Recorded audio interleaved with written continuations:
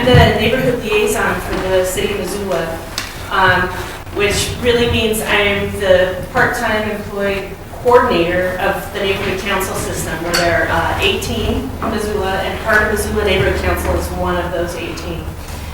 And Lynn Redding and Steve Simpson are two of the Heart Missoula Neighborhood Council leadership team members, and so they're the folks that rallied together, if you will, came up with the agenda and the presentations that are available to you tonight, and then to those later on MCAT. And there'll also be good folks that I may call on later in the meeting to give their impression of being on the leadership team, because at the end of this meeting there are leadership team elections. And I probably would go over that rather than the election procedure right now. I'll go over that right before the elections that are later in the meeting. The agenda after the my review of it, we'll get into presentations from the Missoula Downtown Association. Matt Ellis is here to talk about projects and upcoming events in the Heart Missoula neighborhood. Mayor John Engen is scheduled to present current proposals and discuss plans for the neighborhood and be available for questions. And then Shane Stack with the Montana Department of Transportation will talk about proposals and plans in and around the Heart Missoula neighborhood. And then, as I mentioned and promised, we'll have leadership team elections to get an active group of leadership team members for this neighborhood council. And I know that one member of the audience, Karen Orzek, is interested in moving part of the public comment and would like to address the group at the beginning of the meeting. Anyone else here that wanted to be able to introduce themselves during public comment? Because we can address that now before we get into the agenda. No? Juan? You're saying public comment will be at the beginning or the end or both? Right now I was saying both, because unless I just assumed yours was related to some of the Department of Transportation discussion and whatnot, but you're welcome to move it to the beginning as well for what you wanted to do. Would you like to address at the beginning? Sure. For non-agenda issues? Yeah. Okay. Karen, did you want to share them?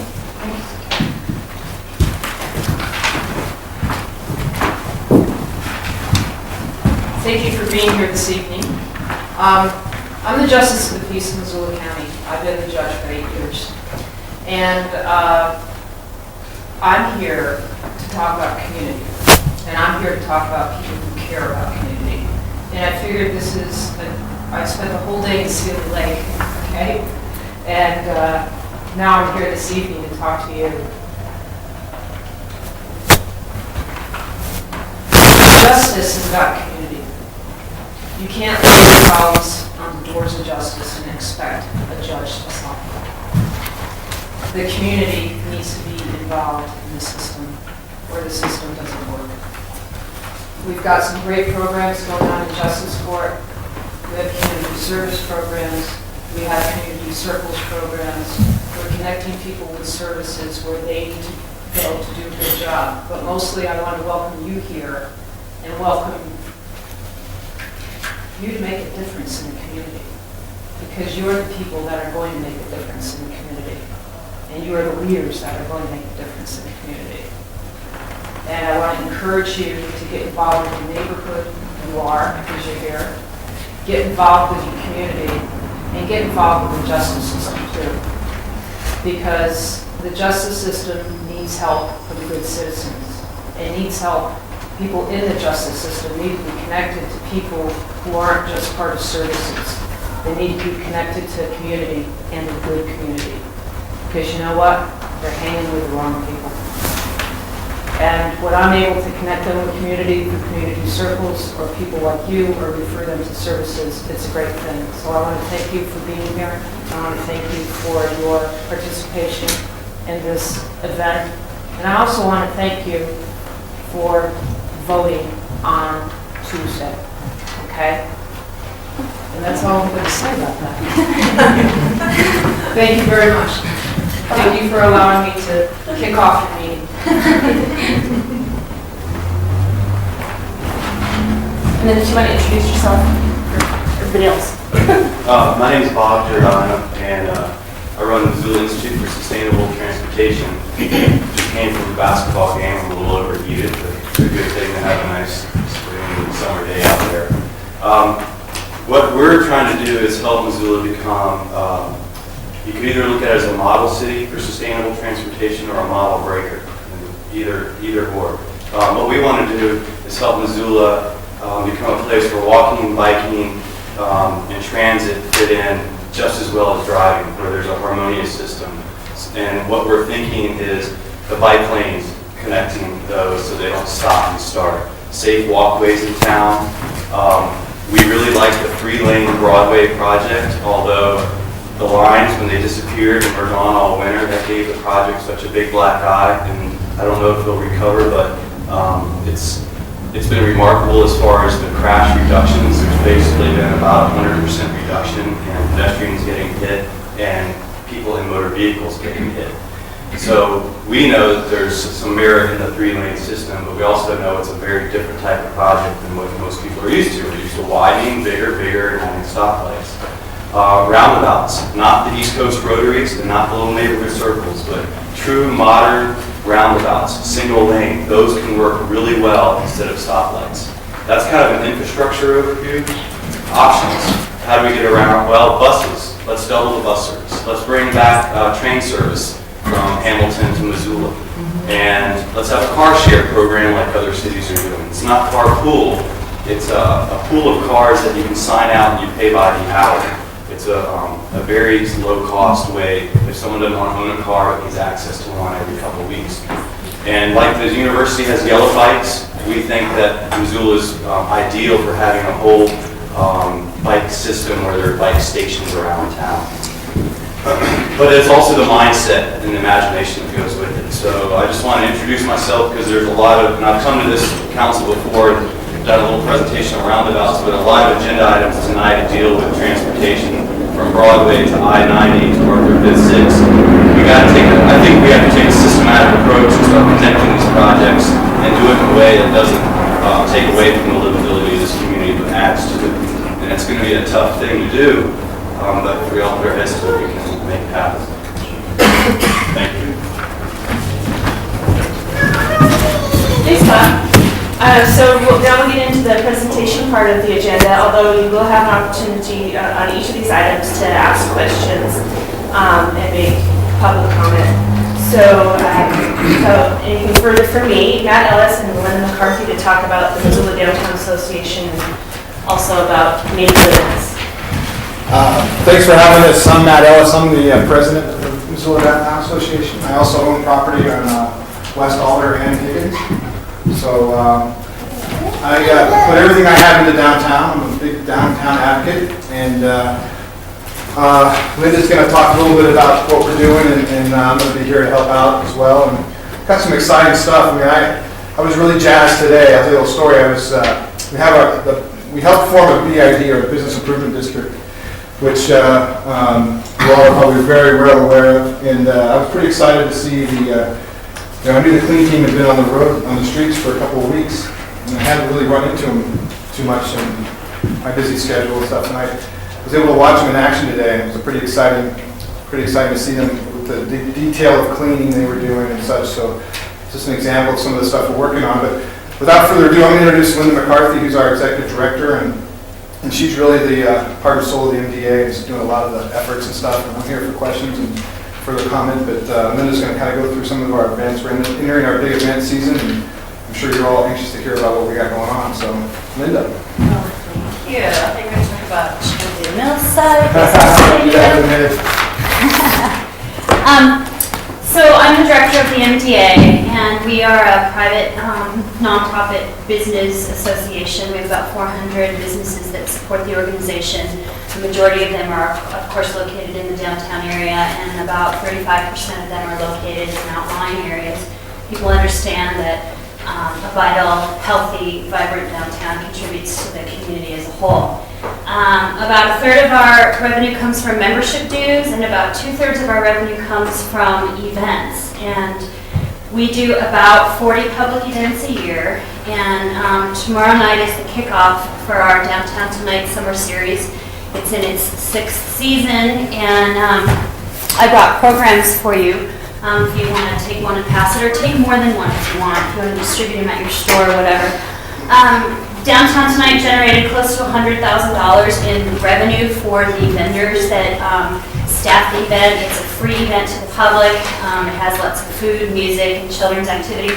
Out to Lunch is our signature event. It's in its 21st year. It starts next Wednesday. That's, of course, every Wednesday from 11 to 1:30. And it generated about $200,000 in gross revenue for the food vendors that are down there at the event. So we're kind of kicking off the summer series. We had Brewfest last month, huge event for us. And we have the Garden City River Rod Run, June 23rd and 24th. That's the classic car show with the parade up and down Higgins Avenue. And then the new event that we're doing this year is what we hope will be the signature event for Missoula. Every community has one, except Missoula. We have a lot of great events, but we don't have a signature event. So we're hoping to develop that, and we're calling it the River City Roots Festival. Roots coming from roots music and, kind of learning about our roots in the community. It'll be an on-street music festival, and the date is Saturday, September 16. We'll have a 5K run, children and family activities. It's the grand opening of the Missoula Art Museum.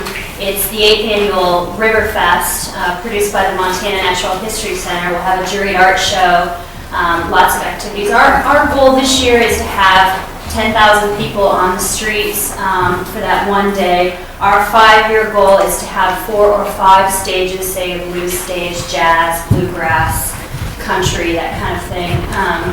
And our goal for year 5 is to have a 3-day event with about 100,000 people over the course of the 3 days. So River City Roots Festival is our new event kicking off in September. The Missoula Downtown Association just moved into a brand new location. We've been there for 4 weeks and a few days. It's on the east side of Higgins. It's 218 East Main Street, so it's kitty corner from the public library. We went from a 300 square foot second floor office to a 1,500 square foot main floor office. And what we have is an old historic livery stable with historic wood flooring. It's a beautiful place. We're opening a visitor center and a retail center for the downtown community. The Missoula Convention and Visitors Bureau, which is the primary visitor center in Missoula, is looking at a long-term goal in the next year or two of moving out to Airport Way, where they're renovating the historic Lalonde property. And rather than sending tourists out to the airport to get information, we'll just be providing a satellite office in the downtown community. We're hoping to increase retail sales of both retail products and downtown gift certificates. Last year we sold almost $100,000 of downtown gift certificates, and those are good at over 300 downtown businesses. So we're hoping to increase that sale because that just brings revenue into the downtown business community. We have taken on the professional staffing contract for the Business Improvement District. Rather than the BID having its own office and its own staff, we're collaborating together to provide a more efficient and cost-effective method of generating services for the downtown community. As Matt referred to the CLEAN team, they've been out since the 1st of May. The BID contracted with Opportunity Resources to hire a team of 4 clients and a supervisor to spend 30 hours a week cleaning the sidewalks and gutters under the tree grates on the boulevards, tearing down old posters, and they'll be working throughout the BID boundary, which goes all the way to Madison on the east, Railroad on the north, Scott Street on the west, and the river on the south, with a few exceptions. On Higgins, it goes all the way down to Hellgate High School on the alleys of both sides, and some of the park property on the south side of the river, and then a little bit south on Orange Street. So the BID is a 5-year program. It's generating about $250,000 annually, paid by property owners in the district. We're a year into it, and that board of directors, which is appointed by the mayor, has really been busy at work. The next program that we'll be bringing out in the next 2 to 4 weeks is the Downtown Ambassador Program. We interviewed 5 individuals this afternoon. We're hoping to bring out 2 downtown ambassadors that will serve a hospitality and a safety function for the downtown community. Providing instructions, directions, maps, information, where to park, information about things that are happening downtown, and also serve a safety function. Potentially being the first to respond to medical emergencies, serving as a liaison to city police, providing some crime prevention programs for the downtown businesses, escorting employees to their cars after dark in the winter time. The nice thing about it is there's a lot of good models to look after. There's a lot of ambassador programs in downtown communities across the country. And the other positive is, since it's a brand new program, we can develop it with your input, as it moves forward. So we're hoping to have a couple people out on the streets by mid-June.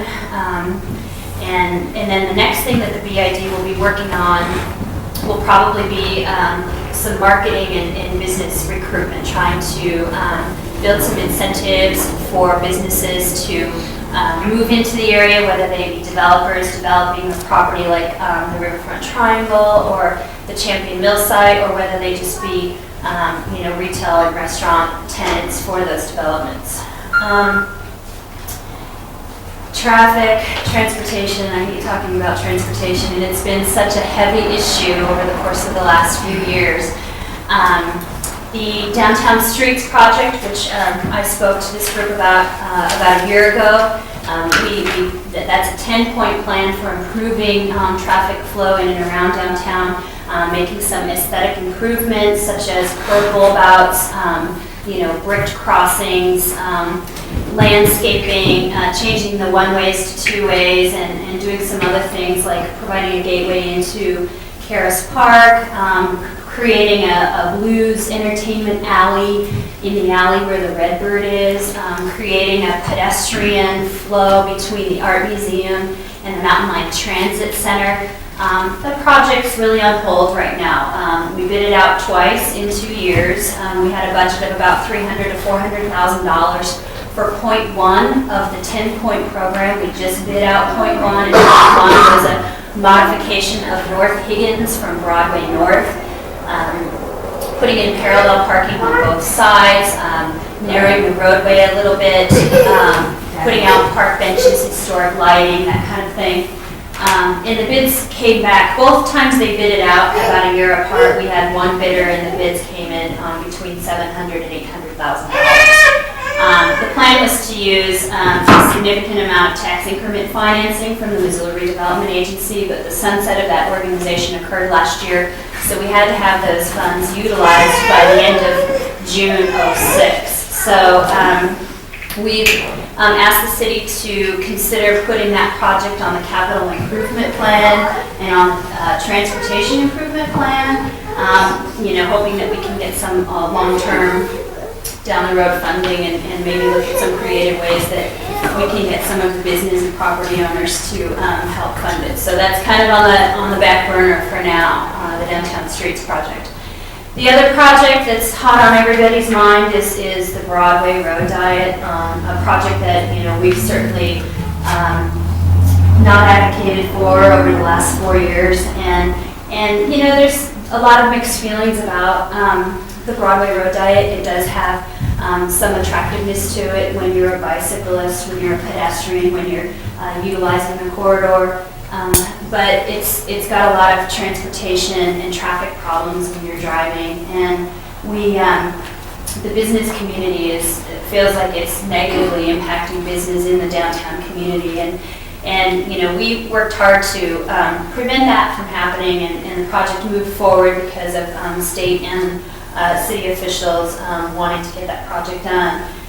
And so the MTA took a wait-and-see approach and has, took a step back from advocating against that for the last 8 months. And just within the last month or so, both the Missoula Downtown Association and the Chamber of Commerce have been asked and have approved advocating for a citizens initiative to put the issue on the November ballot. What that means is both organizations are wanting the community to have input on a public voting process. So in order to do that, we have to gather 12,500 signatures on a petition, and those signatures must be City of Missoula registered voters. And if we can acquire that many accurate signatures within a 90-day period, meaning by August 15th of this year, once those signatures have been verified, if we have enough, then that goes on the November ballot. And that would allow voters in the community to say, we like the 3-lane, we like the 4-lane. What we don't know is what truly is the outcome of that. Is the city forced to go back to a 4-lane? Maybe, maybe not. It kind of depends upon, whether it's state jurisdiction or city jurisdiction. Whether or not it does require the city to take it out, we're hoping that it will have a hand in helping our community leaders look at the best possible options and maybe help guide the charrette process that's supposed to be up and coming in the fall. And I assume we'll talk a little bit about that. So the charrette, is a planning process. The city has contributed $60,000 of tax increment financing, and the local metropolitan planning organization has contributed $60,000 of planning funds. What they'll do is they'll bring in an interdisciplinary team of people to look at how we utilize Broadway, not just curb to curb, but all land use from the river and further north. That process we were hoping to get started in February and March because of a lot of hoops that need to be jumped through and a lot of the bureaucratic processes that we have to follow probably won't happen until September or October. The Chamber and the MDA also established a task force, a unified task force, to work with city leaders to help find the best possible solution to the traffic problems that we have, the pedestrian crossing problems that we have, and hopefully find funding for that. I think we're probably looking at needing about $1.4 million to make a change to that roadway, going back to 4 lanes. A couple reasons that the MDA has gotten back involved is city officials, both elected and staff, have talked about potentially pushing the 3-lane all the way through to Madison, and the downtown business community feels that would be very detrimental to business, and that it presents a number of other challenges in terms of traffic flow, etc. So I have brought with me a petition. If you want to sign it, you're welcome to. If you want to take copies of it with you back to your place of employment, you're welcome to do that too. It's not a process that any of us really wants to do. It's a daunting task to try to acquire that many legitimate signatures in that short of a time period. It's a 12-week period, a 90-day period, which actually started May 15th. So that's what we're doing with that project. So that said, I'm open to questions. Can you tell me the evidence you have of any negative impact on the businesses downtown? Yeah. Tell me. There's evidence that supports a reduction in economic revenue generated from downtown businesses, along the affected area. There's crossing problems at that location and traffic flow problems that have come to us through businesses and nonprofit organizations in that affected area. And we have a... Tell me which businesses. What was happening? Canoe Rack, Blue Mountain Clinic, Aspen Sound, Halloween, GMT, Macy's, J.E. Lanes, and there's a number of other downtown businesses around here that have communicated that things are not going very well. Can we directly correlate all of that to the Broadway Road diet? Probably not. Another thing we noticed was on the traffic counts that they put out. It's weird. Orange and Broadway is down between 20 and 40% over a 3-month period, which is kind of alarming to us. That it just tells us that people aren't getting into downtown through Orange and Broadway. And they're either going other ways. We don't know that. That's just one piece of information. But Sure, all the courthouse employees dump out onto Spruce now. Spruce is really getting hammered now. And Spruce and Orange, and they're going to the creek. That's one of the things you need to understand about our stance too is that we're really trying to do a long-term solution. We form both, like I said, it's two task force, one to work with the mayor on his charrette process, and another to organize citizens initiative to get more public input. And really, we're looking at this from a long-range perspective. And we've told the mayor that one of our goals with the task force is working with him is that we want to help find the funding. We want to help come up with solutions to pay for it. And we really believe that a long-term solution can be had with a system that works for everybody. Businesses, cars, bikes, walkers, everything. We just want to work to find that. And we realize also that we're being told by city officials that in 10 years it has to change anyways because of the growth of the Fox Triangle and the Champion Mill site. So we might as well work for a long-term solution now than have problems in the near future. At the Orange and Broadway, at busy times of day and sometimes even when it's not so busy, the cars are backed up way on Orange Street Bridge and you can't get across. So, well, our offices used to be right above that intersection. So Linda can report that usually- traffic's been pushed back, more than, at least one intersection. We're also hearing a lot of information from the business community saying that their customers are telling them that they won't come downtown anymore, they won't travel Broadway anymore. People in the community are, frustrated. There's two sides to every story, and Bob can give you all kinds of anecdotal information about how pleasant it is and how the bikers really like it and how the pedestrians really like it. The people that live in Eagle Watch Estates are extremely frustrated with it. They can't cross, they don't like the curbs in the middle. They really want a light, and that's one of the things that we've advocated for all along. Yeah. Supposedly it's safer for pedestrians and bicyclists the way it is now versus how it was. And what's the mechanism there? I don't understand it. I think it's reducing it down to one lane each way. Technically, it's supposed to make it easier to cross as a pedestrian because you're stepping out in front of one lane of traffic coming, and then you get into sort of an island, and then you're stepping out into one lane of traffic coming across the other way. So that's how it's supposed to work. Bicyclists obviously have a bike lane on each side of the roadway going through the corridor. So I think that answers your question. Well, just one other comment though. Okay. It seems to me that if it's a busy street and you're a pedestrian, what you really want is something that would stop the traffic. And I don't see why they couldn't put lights on that street that are always green, Right. unless you want to cross the street. Do you have a question back here? Question and a comment. I hope the irony isn't lost on most of the people that we spent all of this money and all of the time in improving Orange Street, taking it from 2 lanes to 4 lanes. And now we've actually reduced the traffic on the improved arterial. And then secondly, who are the city officials that are proposing that this wonderful solution go all the way to Madison?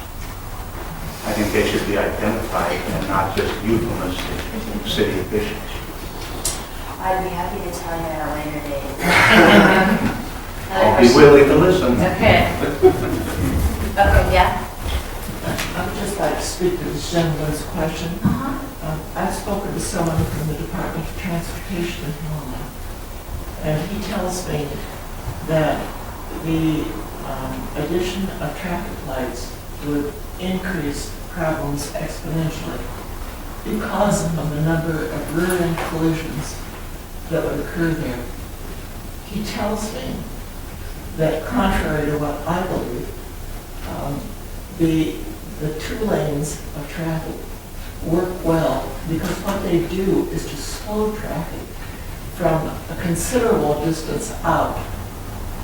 And by that slowing of traffic, that in fact improves the safety of pedestrian walkways. He says to me that one of the first things that people in general always want is a traffic light. But that, in fact, the information that they have suggests that the addition to a traffic light without slowing traffic increases collisions tremendously. So you're trading one problem for another. So, I don't know much about it, but I'm just telling you what I was told. There is a speaker later, I think, from the Montana Department of Transportation, so I'm going to probably stop our discussion on that point at this point. I will say one other thing that I would like to talk about, and that's the kind of give you a little bit of an update. It's not my project, but I'm a part of it, and that's the Champion Mill site. And I'm part of it because in my professional life, I'm with Missoula Osprey. And one of the things that we're excited about is that seeing that project get done and get that key part of our downtown area unlighted, and also, which we think will lead to a lot of good things.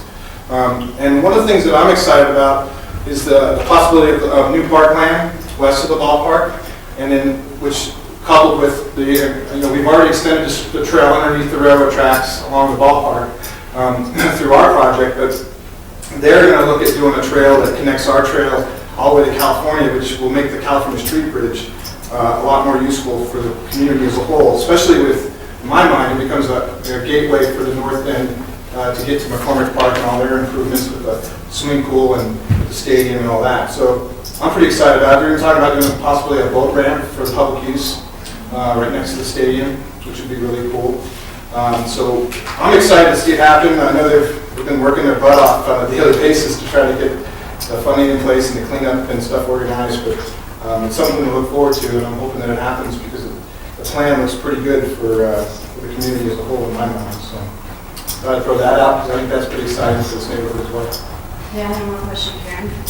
Oh, well, I just have a comment, Oh, we're only taking questions, sorry. Just kidding, I'm kidding. Well, you know how they do the national forest and they say, okay, well, this area is for people with skiing and this is the area for people that want to have four-wheeling and this is the people for this is the area for the horses. But I really think that we've got an issue here where we've got to split the bikers from the heavy traffic area. We've got to figure that out somehow, and I hope that, and I'm not taking it apart in any of this other than to make the suggestion to the leaders that they need to look very carefully about separating the vehicles from the bikers. I mean, We need to finish the riverfront trail system on the north side of the river, but it's been suggested that bikers who commute to work aren't interested in utilizing the recreational trail on the riverfront. And obviously there's some differing opinions on that, but we got to finish that trail first before we can start using it for communities. So I'm going to pass this around. You're welcome to sign it if you want, or pass it down. There are extra copies. It is a 2-page petition, so feel free. You wouldn't sign it, would you? That's right. We should discuss this then. Okay. Want to get questions? Yeah, I'd like to make a comment on the Broadway issue because, that's why I started off the public comment by saying let's look at systems. We have what we're used to, widening, more stoplights, and then we take a 3-lane and we do a short segment from Orange to California Tool. It would work so much better if it was extended, and I would posit it would work much better if we had single-lane roundabouts instead of the stoplights. That does address the issue of you do increase crashes fairly dramatically. They went up 30% a year after the light was installed at Mullen and Broadway. But if you watch the traffic, I spend probably 3 hours a day.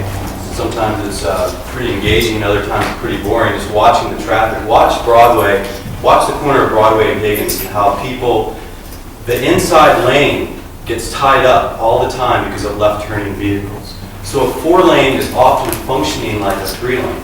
The bonus of doing a 3-lane is you do slow the 1 lane of traffic, the car stops, the pedestrian has a very safe crossing to a pedestrian island. When you have the 4-lane, this is how people have been killed on Broadway. Cars swerve around. Right outside the Children's Theater, last November, Bill Powell was killed in front of this Children's Theater on this 4-lane. It was supposed to be a 3-lane. The irony is a 3-lane can move the same amount of traffic as a 4-lane, but you get bike lanes, which is huge. I was doored, meaning a car door opens in front of your path, in front of Liquid Planet a month ago. So if you're going along, there's no room for bikes. If you take the middle of the lane like you're really supposed to, you get honked at, and so I moved over a little too much. Car door opens, I hit the door, and I go flying. I found out that this happened 2 weeks ago in front of the post office on Broadway. So I think we don't, it's a balance between separating modes, but we don't need to maybe segregate. Maybe there's some kind of balance, because I think the mixing is important, but I agree with you, Karen. 4,000-pound vehicles and a person on a 20-pound light bike, what's going to happen if there's a mistake?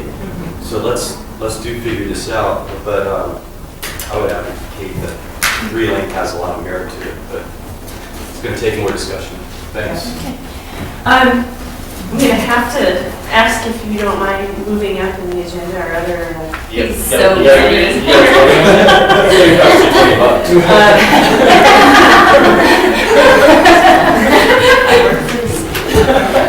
so Shane, if you want to introduce yourself. I set up a projector really quick, so if you guys want to take a break for 5 minutes, and I'll set up and come back, and or you can stay in your seats and watch me. It's all up to you. Yeah.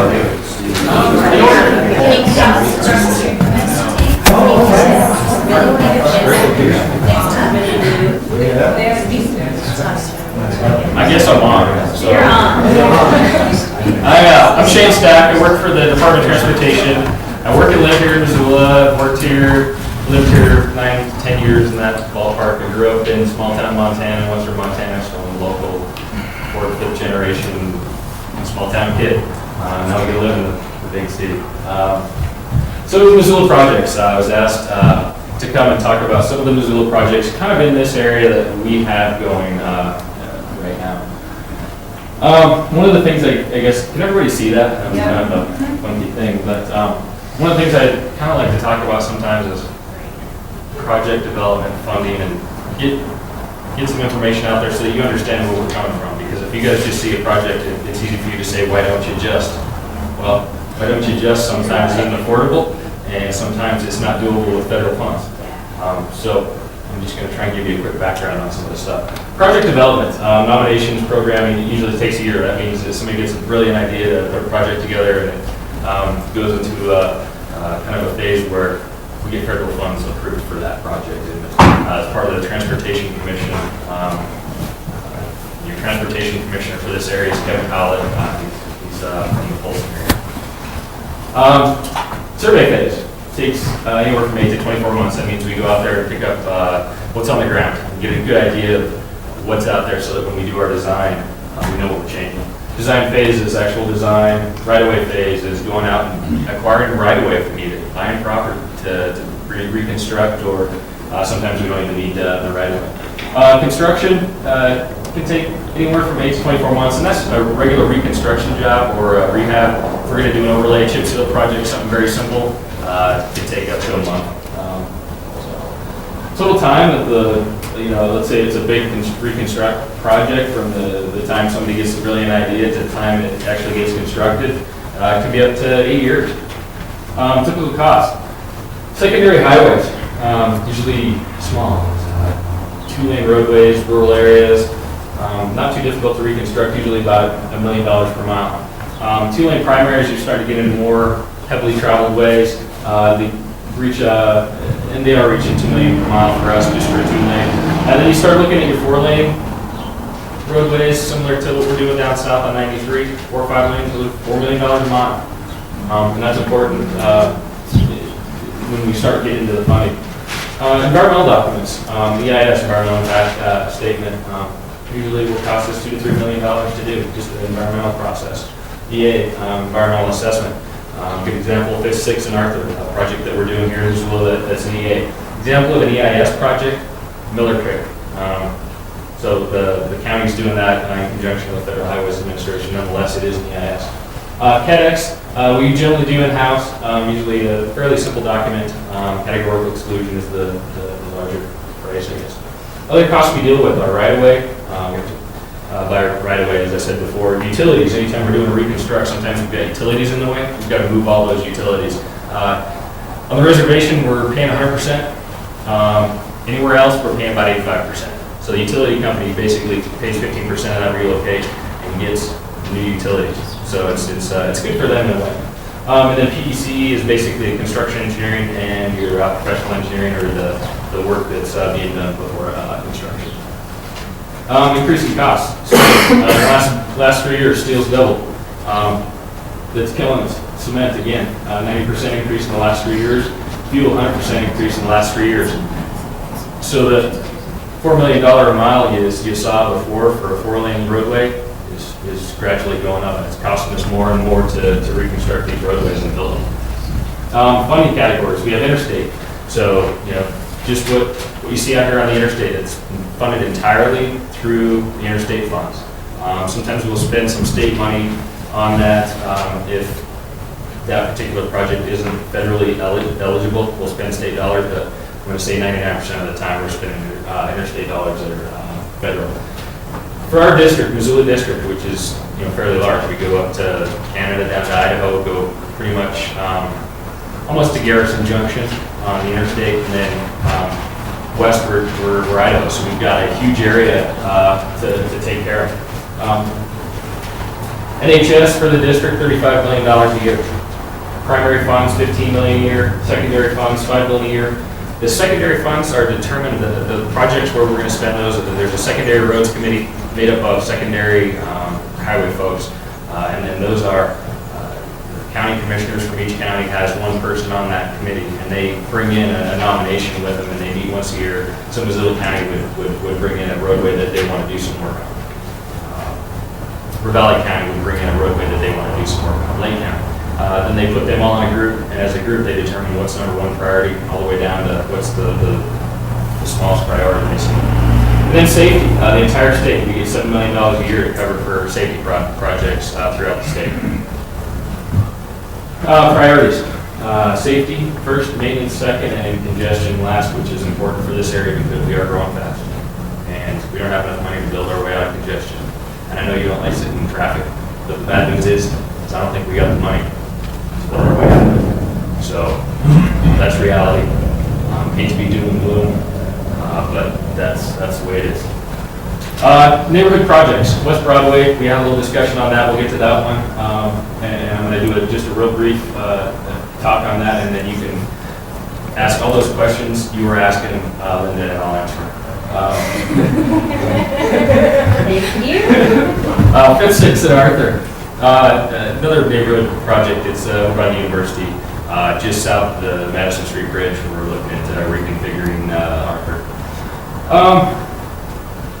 I-90 Missoula. I'll get into that one a little bit more. We've got some work that we're doing on the interstate, potentially in the future in this area, Orange Street to Van Buren exit. And finally, quick little slide on the bike path that's going in with some CMAQ funds by the university. First project, Broadway Ped project. I like to call it the pedestrian project or the safety project. Other people like to call it the diet, but where we're at now, we're pretty close to being ready to continue with construction. We had an article or a clause in the contract that required that the contractor couldn't start until the first part of June. So first part of June is tomorrow. So we'll see. I know when the contractor is scheduled to start, but it's sort of a political project, and so that could change at any time. So I just assume not to even go there. What the finished product will include would be a chip seal, new pavement markings, some new curb and gutter in specific locations, definitely new siding, and improved lighting. 5th, 6th, and Arthur. Right now we're in the environmental process. We've got an EA, environmental assessment, that is out for comment right now. The period ends for comment on that document June 2nd, which is Friday. Give you a quick rundown of the project in a second, I guess.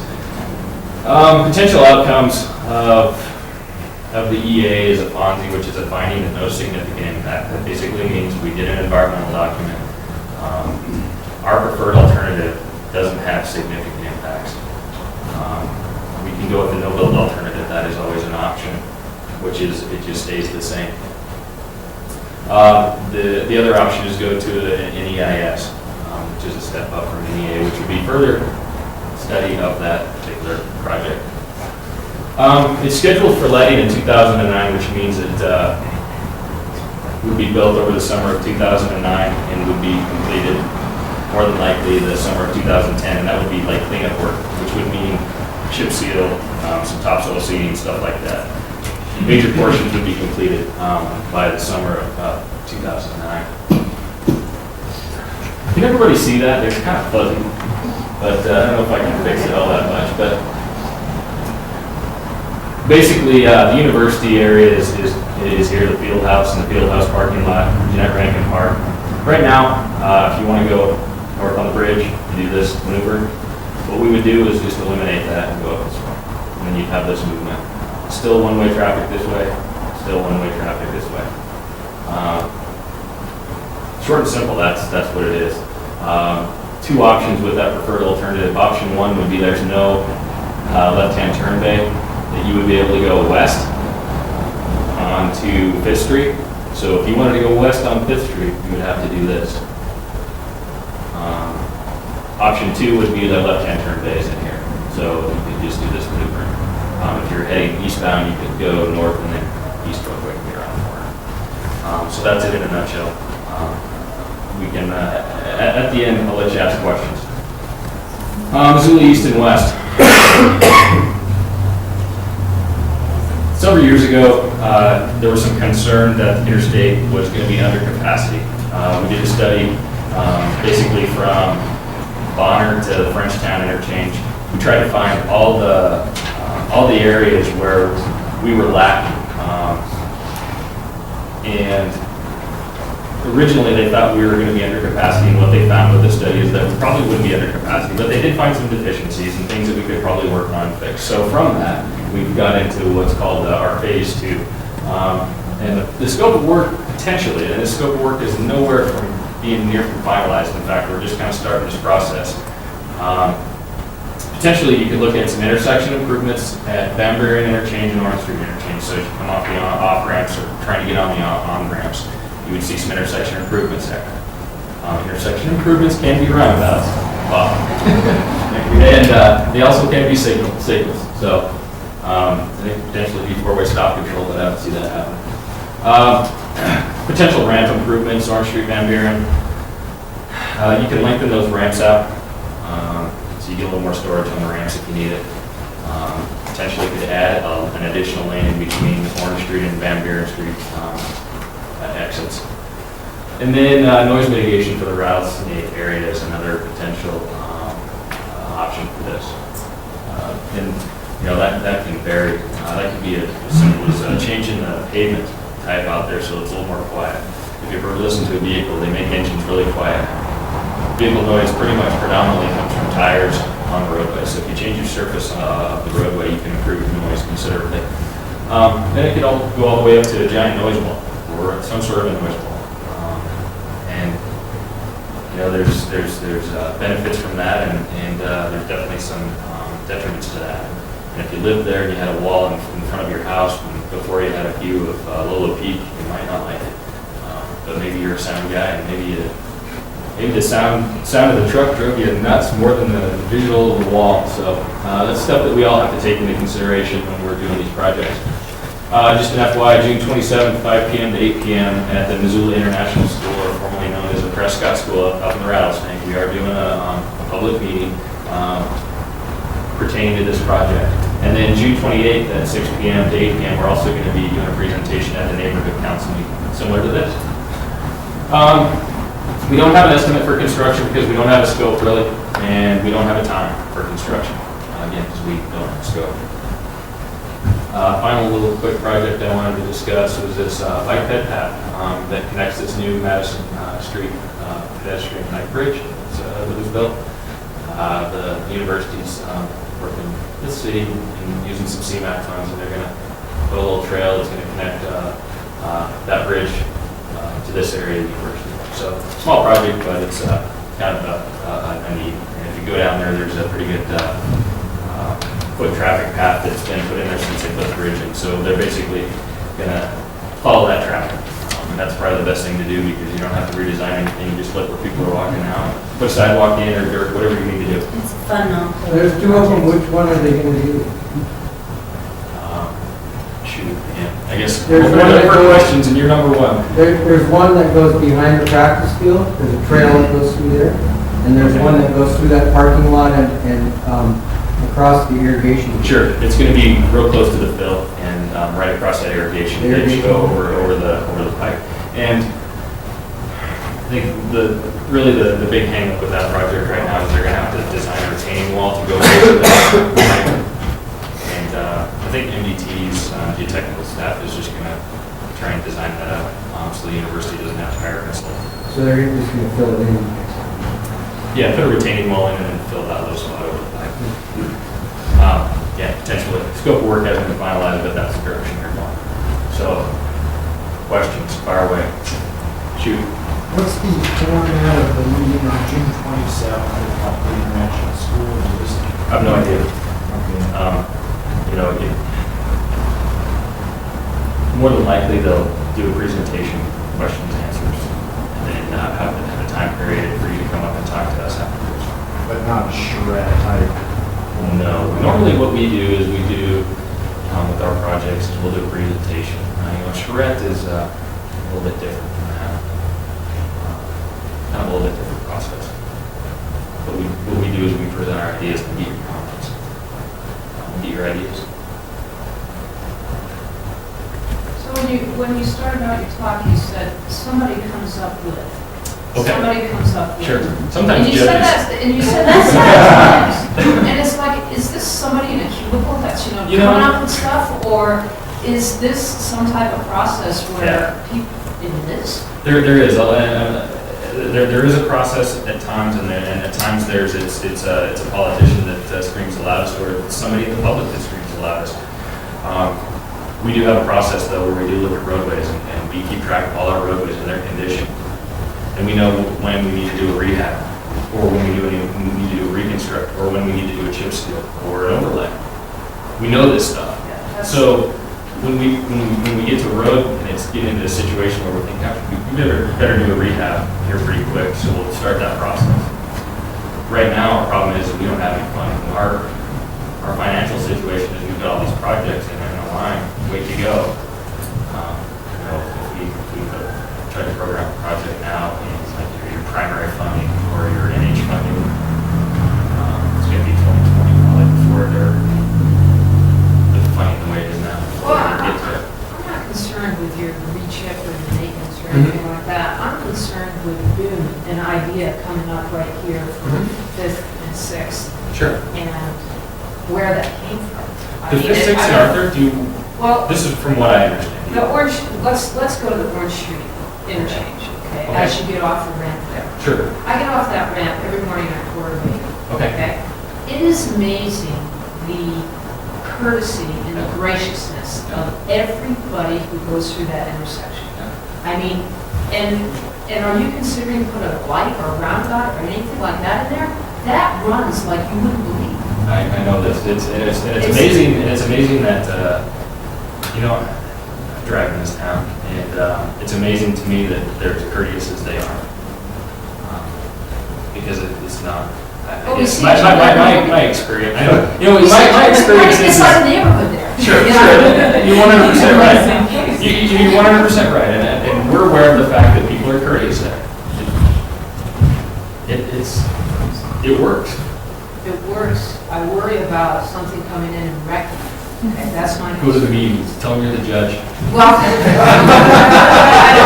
don't do that. In the Go ahead, Linda. Fix Arthur project, there's Sure. been a little talk about the Highway 12 designation. Does Sure. it stay? Does it go somewhere Sure. else? Okay.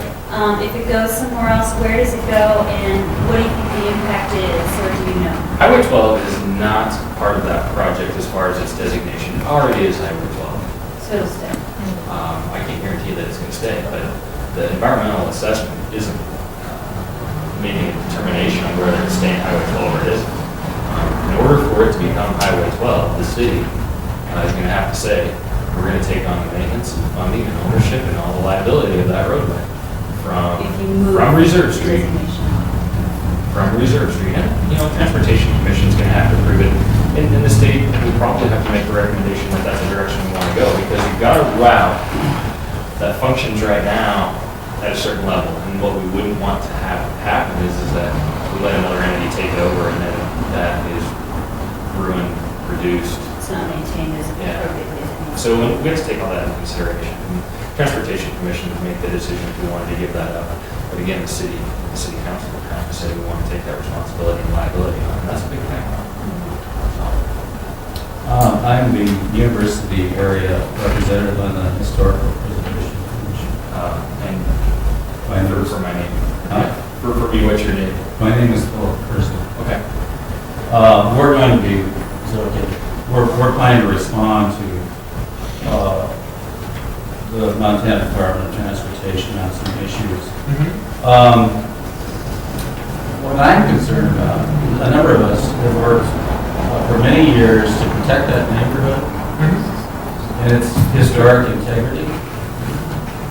And there seems to be this thought at the Department of Transportation that 125 or 120 foot wide entrance into that neighborhood exit from what currently exists and what was there or what was initially proposed, which was, I believe, 80 feet wide, has now been bumped up to 120. How actively do you perceive your department having addressed the historic values of the neighborhood? And I'm asking kind of a loaded question because I happen to attend these meetings, and I'm trying to remember when you guys came and talked to us. Okay. Can you answer that? I can probably answer. Give it a shot. All right. Let's start with when we attended the meetings. And to be honest with you, I didn't attend them, so I don't know.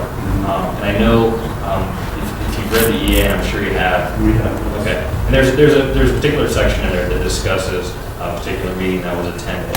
Now I don't know if we were there or not.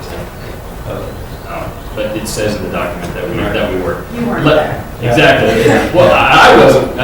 You're guaranteed. And it's potential that CDM was there, and if they weren't there, then there was a meeting before that they may be discussing. And what I would recommend is you send that comment in, and it will be addressed. Oh, I understand. Yeah. And that's what we're looking for. If we have an error in the document, that's what we need. If we missed something, that's great. But next. Well, you asked, you mentioned bonds If I need to know significant. right. And did I hear you right that there was no finding of significant? We haven't found anything yet. We haven't. We obviously haven't got all the comments back from the public. So you have not looked to see if in fact that does have a significant? We have. I mean, we've looked at it with our document. Okay. And we feel that our document is fairly strong, or very strong. And we think we've looked at everything closely. Now, if you think we've missed something, that's what we need from you, is to tell us what we've missed. And that's your job as part of the public, is to let us know what we missed something. We're in the process of doing that. And that's great, and we appreciate that. The public comment was overwhelmingly opposed to this, if I'm not mistaken, at the public hearing. Yep. Is that correct? Is that something that's taken into account? That's tough. I'll tell you why, and I've got to go back to your other questions, because I already forgot. If you remind me, I'll get to them. But, do we take that into consideration? You definitely do. And it's very difficult because you're getting federal funds. And so we've already spent some money to do this environmental document. And, it's gone through legal sufficiency reviews, through FHWA, it's gone through reviews just through the FHWA office, it's gone through our environmental staff review, it's gone through agency review. So it's been reviewed by the people that are supposed to review these things, and they're saying, move ahead. If we've got an environmental document that says we've got the preferred alternative that works, and the document says that, and we're not finding any problems with that, it's kind of tough sometimes, and because we spent federal dollars, and if we come up with a solution and the preferred alternative moves forward, it's tough to not build a project at that point, because you've got a document that says that's the way you want to go. That's the direction you need to go. And if we don't go that direction, we have to pay that federal money back. And that's kind of a problem. If FHWA gets all those comments, and they'll get the popular comments as well, and then we sit down and meet with them and say, well, look, our document is very strong. We don't think we've missed anything. We've got so much public input in this thing, it actually helped us cover everything, right?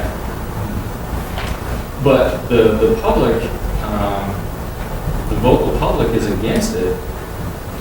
There's potential that they would say, yeah, okay, we understand that. We don't want to put you in a bad situation where you're forced to build that job in order to not have to pay back the federal funds. So it's kind of a tough situation to be in. And I don't know if that made sense, but.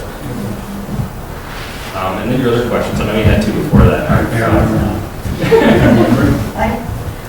can sort of follow up with Phil's. I'm here, my name's Ellie Hill. Okay. I'm here wearing quite a few hats. My husband and I both own both commercial and residential property on East Pine Street, which is a historic neighborhood that's also closely affected by the Arthur Avenue project in addition to the university area. Some other hats is that I represent the downtown district on the Historic Preservation Commission. I also sit on the board of our East Side Neighborhood Association. And before my husband and I moved here last summer, I was an attorney in Boise for 6 years, working for the city and county. And I only say that because my sort of old lawyer hat does go up a little bit when I did read the environmental assessment. I think that for you to say that you just missed the meeting is not just striking, but it's just blatant inaccuracy. I mean, you've seen the memorandum of agreement. You've seen clearly that not only was the Historic Preservation Commission not even consulted, we didn't even sign the document. And so for the EIS to consistently say that all these consultations occurred and that a meeting was attended, I just think that's a blatant inaccuracy. Sure. Can I respond to that? Yep. Okay. And this is, and I think I've heard this comment before, and I've asked not only our folks to deal with the historical stuff and the environmental, but as well as the consultants. From what I understand,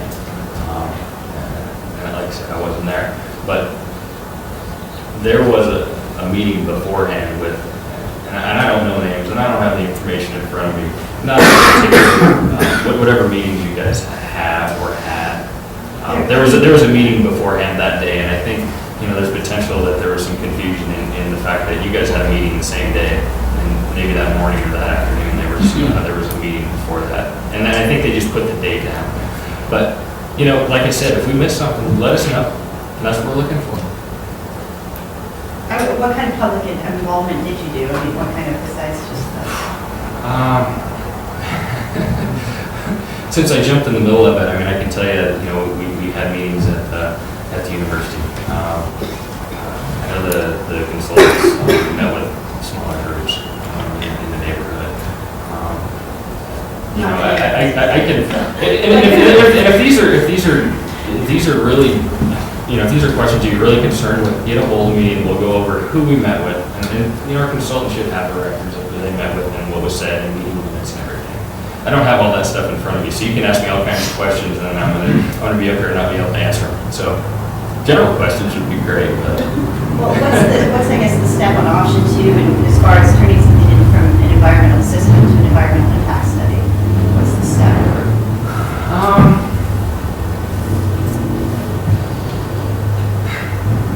That's a good question. There's I guess once we get all these comments and we're going to review the comments and see what we missed, and if we have missed stuff, then we're going to have to go to an EIS or potentially stay with an EA and do further EA, but that's going to be it. And the interesting thing is the historical properties, and it seems like historical properties is a big issue. And the interesting thing is the university owns the historical properties. The university has plans to eliminate those houses. The university has plans to develop that area. All we're doing is we're getting the traffic out, and we're catching the flack from the removal of those homes because we're going to do the road. If the university came in first to remove those homes, and then we reconstructed the road, it would be an issue. So it's kind of like. But I think it's more, in addition to the demolition, which I disagree with the statement that the university would just demolish houses. I don't think that's, if they're in a historic district. Sure. But I think in addition, it's the effect on the historic district as a whole. Traffic, noise, additional asphalt, removal of parking, removal of part of Jeanette Rankin Park. I mean, it's the way it affects the property values of those citizens in the districts, not necessarily just the two houses owned by the university. Sure. First thing, yeah, I hope I didn't come across like the university do whatever they want, but they have plans. What I'm trying to say is they have plans to do that. Second thing, we're not intending to add capacity. We're not intending to add traffic. We're keeping the capacity the same. The goal is simply to keep from going around the Yeah. block and try to mitigate some of the congestion in that corner there. Yeah, and what, obviously we had a professor killed here. What we would like to do is eliminate all the, traffic of this leg and just put it on this. It's very simple. You take the traffic that's here, put it here. You're affecting one block. When you look at it, in that simple terms. That's just the preferred alternative flies, and we reconstruct the stuff. But Now, I'd like to follow up on what Karen was asking you earlier. Was this a university led idea? Or was it, I mean, what caused it? Was it the death of the professor? no, this has been around longer than that. I mean, this has been this way for, when did the Madison Street Bridge go? No, it's About 40 years ago? It was in 50 the years 50s. ago? It was in the 50s. Yeah, so it's 55 years old. Sure. And we've talked about, I mean, kind of the follow-up is you talked about there's no money and there's no money to solve congestion. Exactly. Why are we spending money here when maybe it could be better spent somewhere else? Let me get on that one. Okay. Because you bring up a good point. Basically, in Missoula, since we're 50,000 population and greater, it's called a Metropolitan Planning Organization. So decisions in that MPO, because I'm going to use MPO, so I don't say Metropolitan Planning Organization because my mouth's getting dry.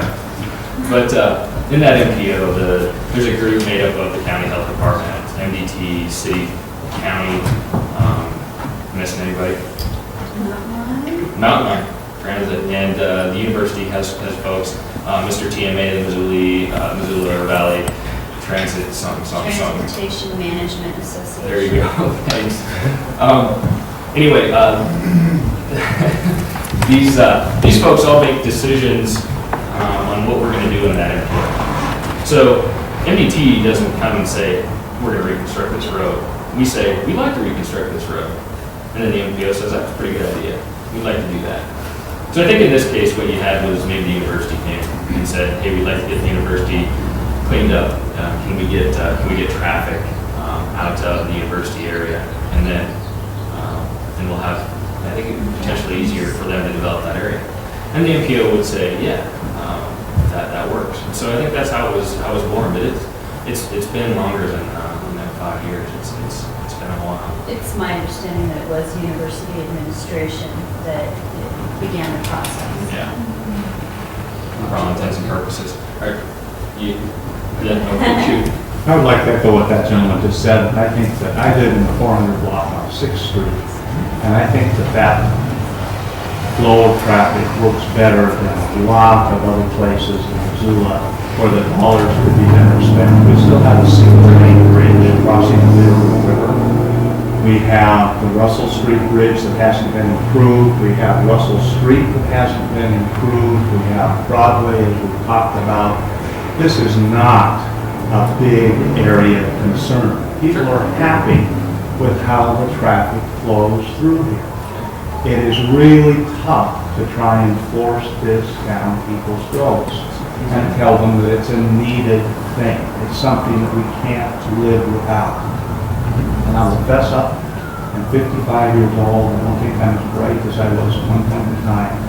But I really have problems wrapping my mind around the idea of how the science from the state that supports narrowing Broadway for safety, which in your slide you said was the #1 concern, is going to propose a 120, 140-foot wide intersection in the area of Missoula where there is the highest pedestrian and bicycle traffic. I simply cannot wrap my weak 55-year-old brain around that concept. And you tell us that you have really good science behind this. So can I answer? Oh, I'd love it. You have really good points.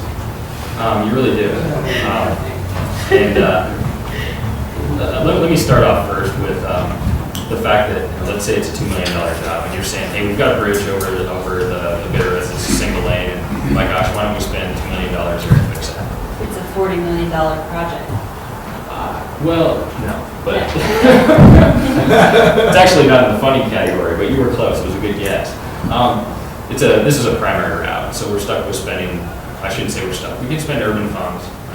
There's some other special funding that we were planning on using to do this project, and then the rest of it was gonna be primary funds. So yeah, we can take that primary funds and spend it elsewhere. Problem is, it's not gonna be spent here, more than likely, it'll probably go somewhere else in the district.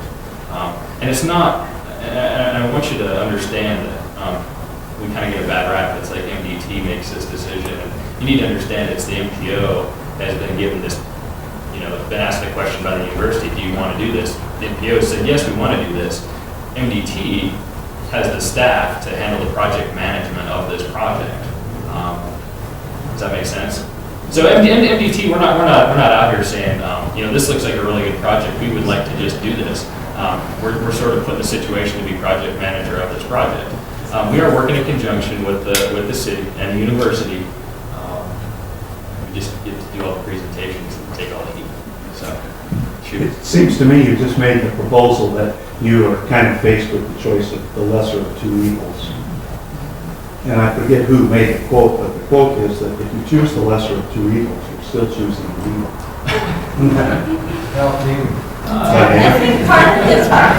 I think part of the problem is we, as a community, don't always understand how the funding works and how it's managed. And you talk about MPO, and I know what that means because I'm there. But a lot of people don't know what TTAC and TPCC are, and they, when they come, if and when they come to those meetings, people don't feel educated enough to comment. Yeah. Oftentimes. And I think Amber Blake is trying to She's improve doing on a that. great job. And if for those of you who don't know, OPG has hired Amber Blake, public information officer for this area, and she's going to work for the MPO to make sure that the public gets as much information on projects and the MPO and the meetings of TTAC and TPCC. And just brief explanation: TTAC, technical advisor. So you got technical folks sit on that panel. TPCC is the political folks. So they get the information from the technical folks, then they make a decision based on engineering judgment and political pressures on what they want to do. So, Shoot. just curious, wasn't it the case though that like about 3 years ago a similar configuration was proposed and there was a public hearing and I think everybody but Zero came out and said, this is a dumb project, take it away. And so then the project was withdrawn 3 years ago. No. And then it came back again with a similar configuration. And then we had a similar hearing where everybody who attended said, we don't want this project again. And also NUT came out and said that we had 36 consultations with the public, because I was at the hearing. Sure. Everybody who was supposedly consulted said, we didn't have a meeting. Okay. We didn't have a meeting. And we'll We look didn't at have a the meeting. meetings. What were these meetings you're talking about? And so, you're wondering why you take the heat.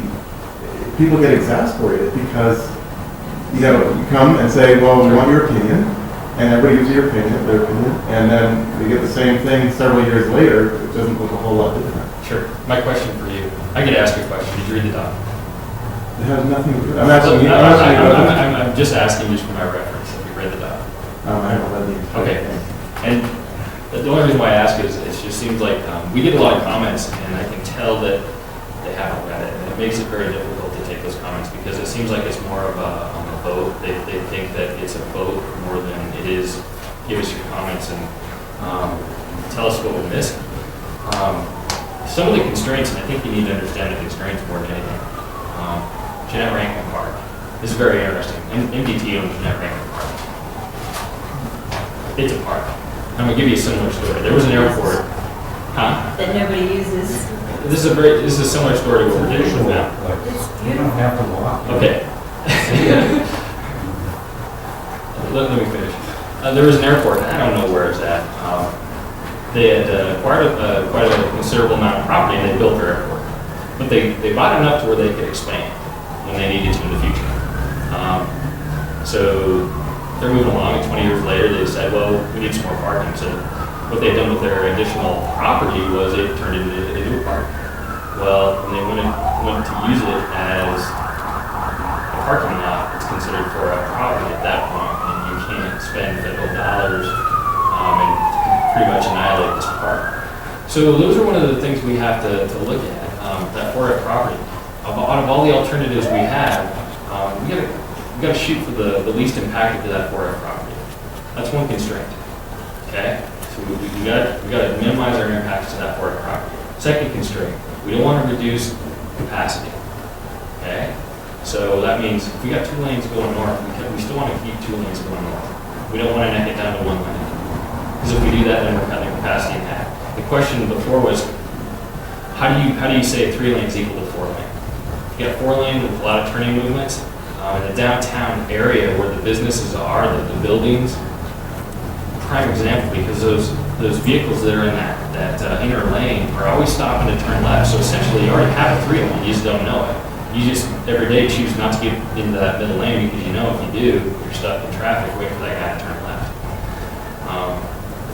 That's the premise behind saying a 3 lane operates the same as a 4 lane. In this situation, can you say, well, just make it a 3 lane and it's going to operate the same? I don't think you can. I don't think the turning movements are comparable to what it is on a Broadway. So you compare apples to oranges, they're 2 completely different pieces. So.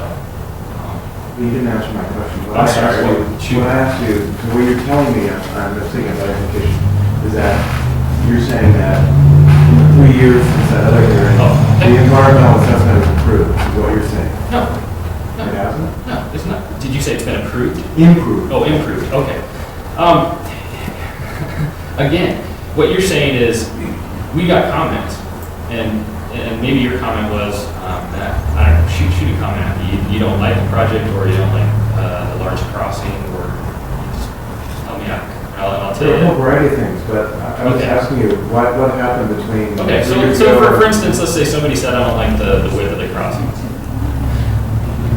If the width of that pedestrian crossing is, you consider that to be too wide. And so we'll look at it and we'll say, okay, what are our options? Maybe the first option, oh, fuck it. Get back to it real quick.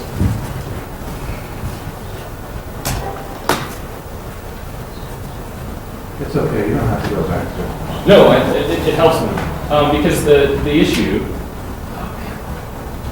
with this, we get a lot of comments about this crossing business. But we've got this green space in here. So we're trying to balance, like, we want to put some green space in this roadway. We want to make it look easy. We want to make it look nice. But what you're saying is, and I'm not saying that you said it, but we will get comments saying, well, we prefer a 50-foot crossing. What happened to the 50-foot crossing? Well, you can put a 50-foot crossing in there. That, maybe that's the direction we need to go. But you lose that, you lose all that green space in the middle. Now, people may not think that that's a great thing. Some may say, well, I prefer just paving. So it's one of the things we got to balance. Is it better to have some vegetation in the middle, or do you just put concrete in? So, in all reality, when you start talking pedestrian crossing distances, your exposure is still 2 lanes, northbound, 2 lanes southbound. Whether you take that out, take that section out that's grass, is irrelevant. You're still faced with crossing 4 lanes, 2 in each direction. Do you have any sense what the university's intentions are with this block of residential homes? I don't. I honestly don't. If you go into Maine Hall and look at their 3D model, it's got an alumni center on that block, no other elements. Opposite the alumni center.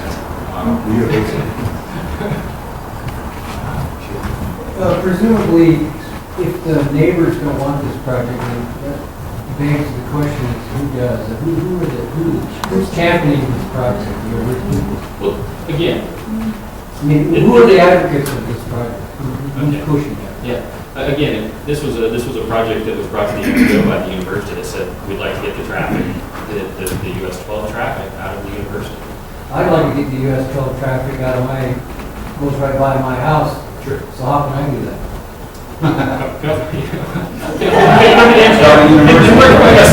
Here's my question: is where do you live? Where do you live? Right next to the Madison Street Bridge. Madison Street Bridge. Right On the north side? On Barton Street, west side. Okay, but on the north end of the bridge? Yeah. Okay. You know, you bring up a good point, and there's more ramifications than I'd like to get that traffic out of there, because as soon as we say, okay, we're gonna say, the city's gonna take over ownership of that roadway. Then they gotta pay for it.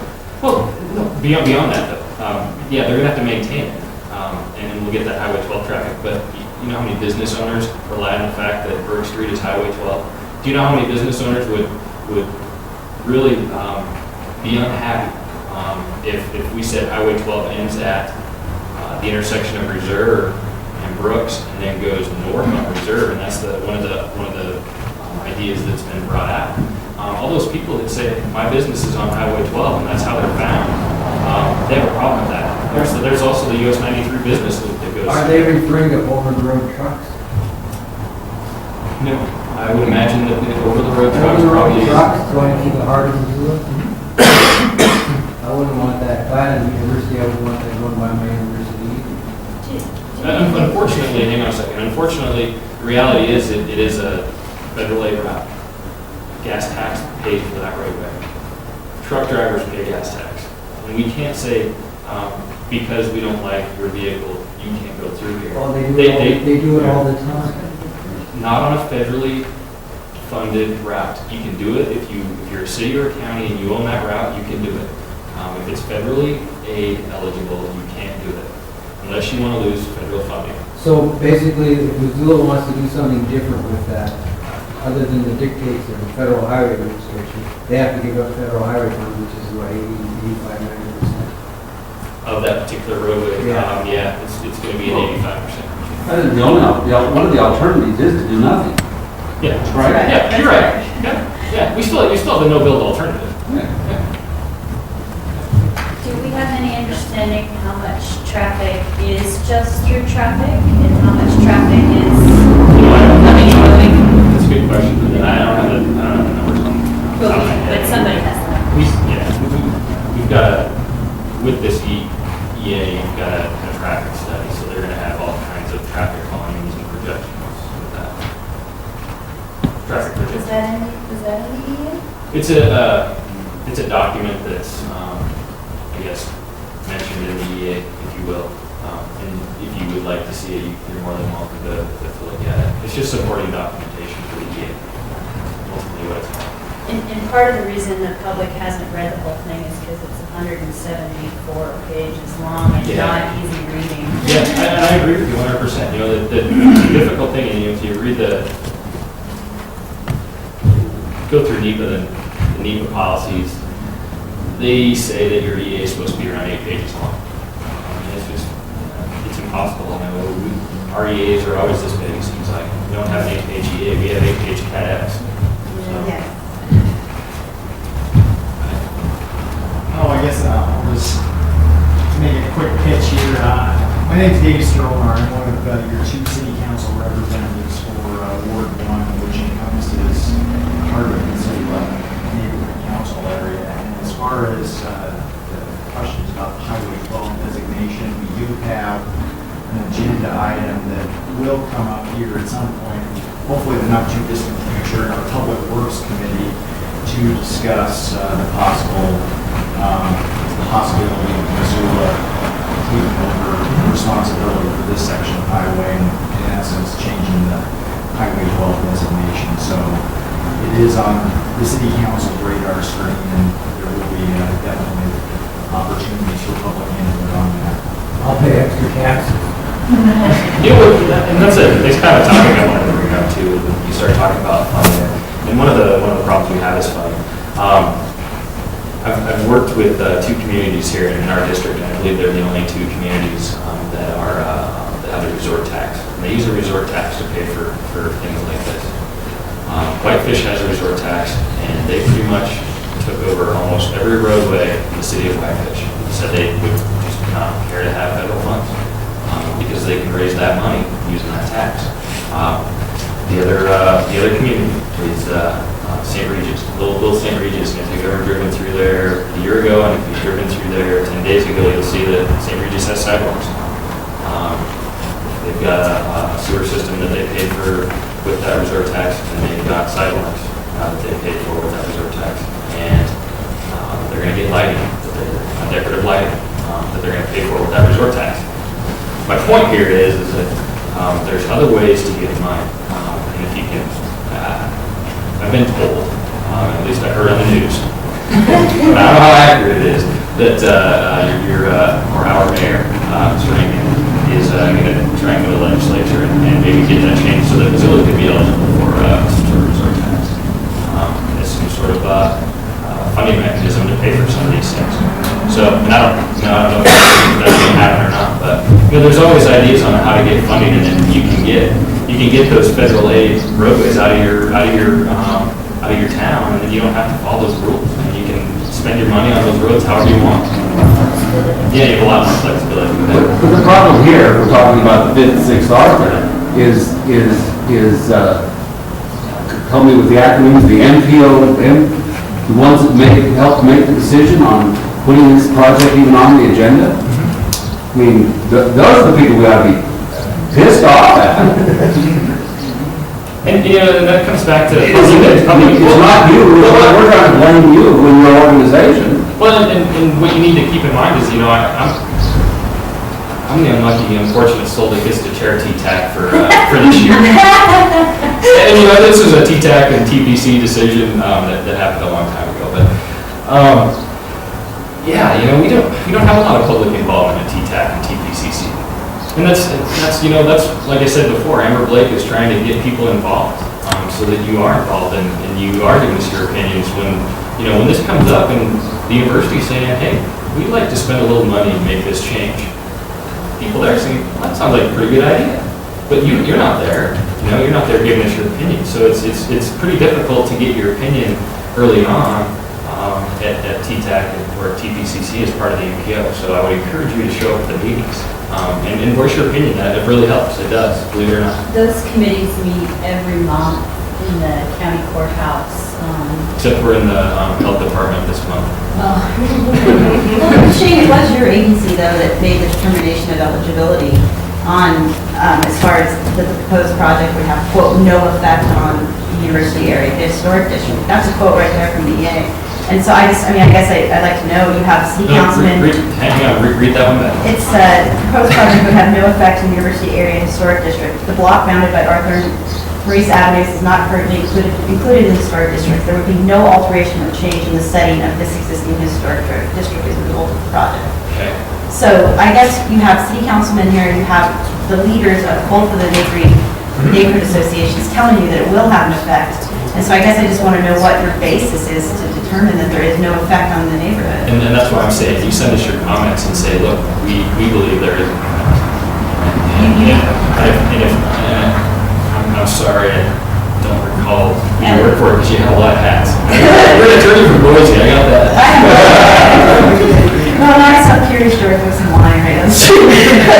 No, I guess I just want to know, just how do you make a determination that you're doubling the size of Arthur Avenue that has no effect on the surrounding neighborhoods? It's surrounding historic districts, one of the key historic districts that makes Missoula unique. I guess I just want to know how you made a determination that has no effect on them. Good questions. And I guess, first of all, I urge you to send that comment in and question how that came about. And two, there was mitigation done as far as the historical properties, and that was basically taking the pictures and documentation of that house, and two, offering the ability for somebody to take that house and put it at a different location. So it's not like we're coming through there with a bulldozer and demolishing it. We are offering up the opportunity to relocate the structures. But back to your question, is how you make that determination. Send us the comments and we'll address it today. I'm going to respond to your comment, and again, this isn't purposefully assailing you, because you are unfortunately here to answer questions, etc.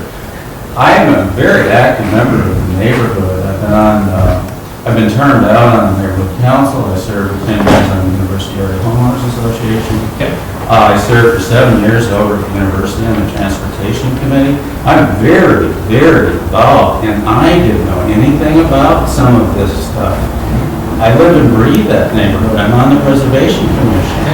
And when the public comes, and they come and overwhelmingly say, wow, you say, well, maybe you should have been involved earlier on. If I'm not involved, I don't know how some of these people who aren't involved. Sure, and you bring up a good point, and it's very difficult. I gotta be honest with you, I do a lot of public meetings, and we do a lot of outreach, and we try to reach these people as best we can.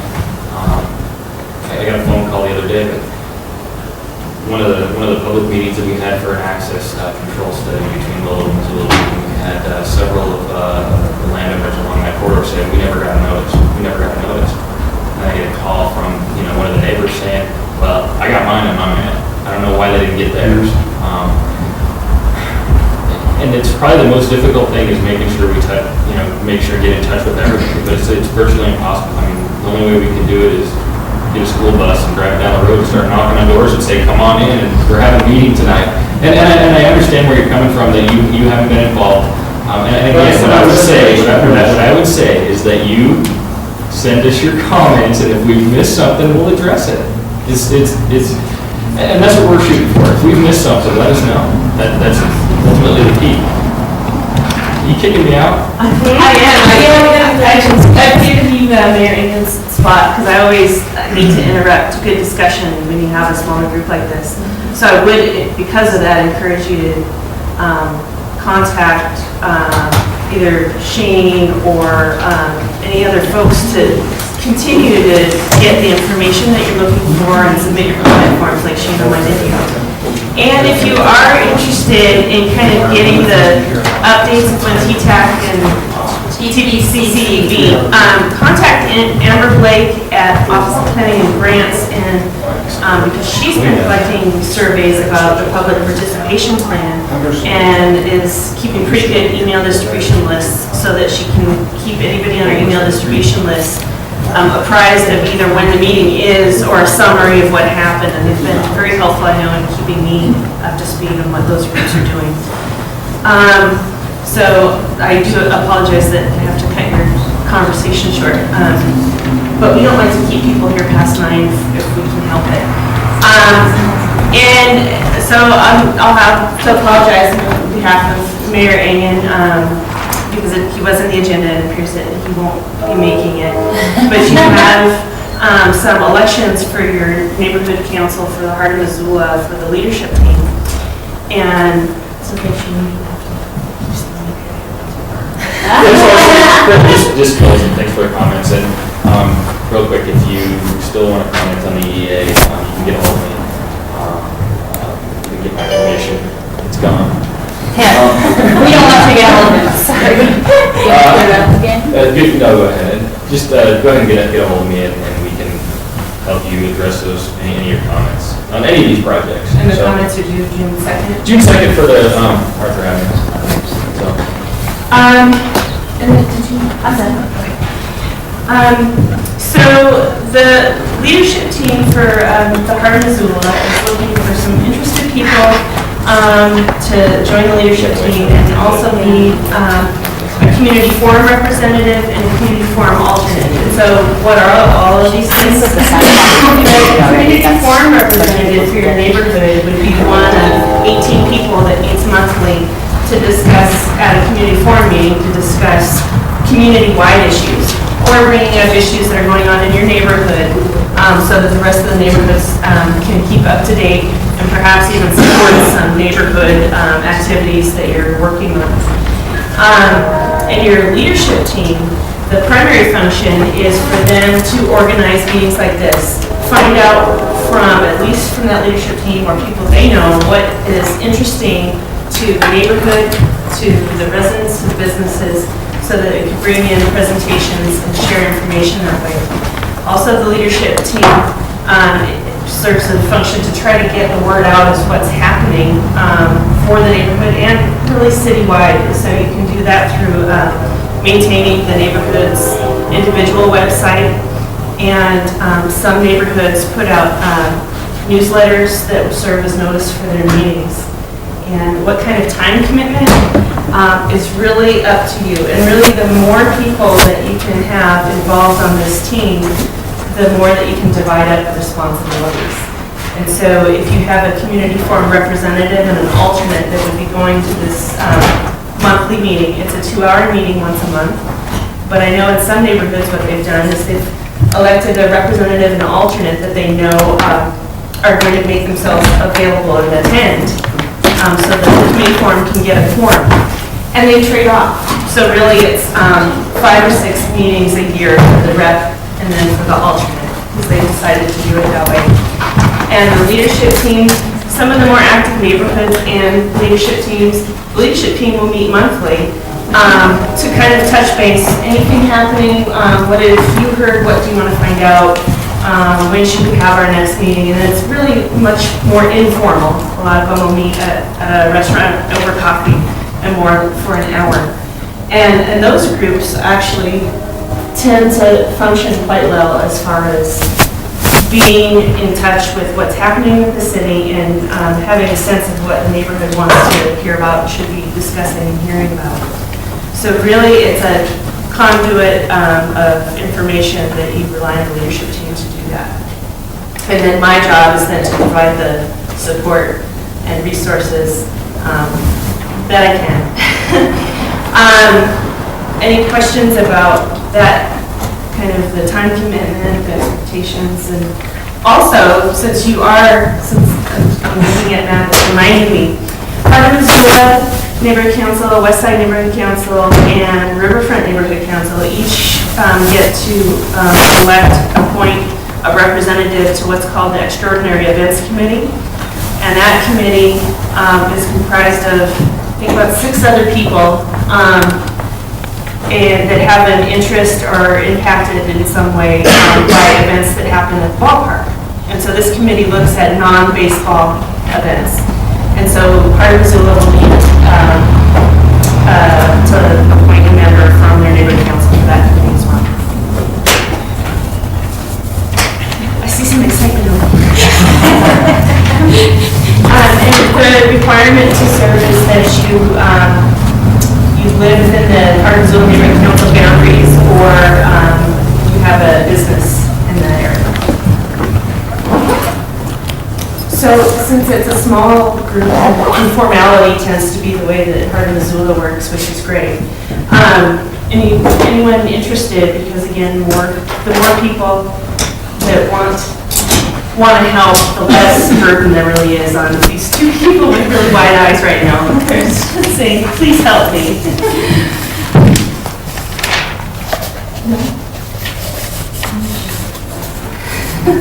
I think I'd be a little interested in it.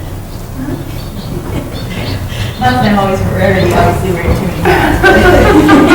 I do think that it helps a little bit to have some overlapping. Like, for example, a few people that came tonight, I emailed to come just because of my overlapping hats. I think that it's hard to keep the neighborhoods and also the business sector in tune with what's going on in our sort of unique situation in this part of Missoula. I would hope that also that I represent 2 sort of, I hope, congruent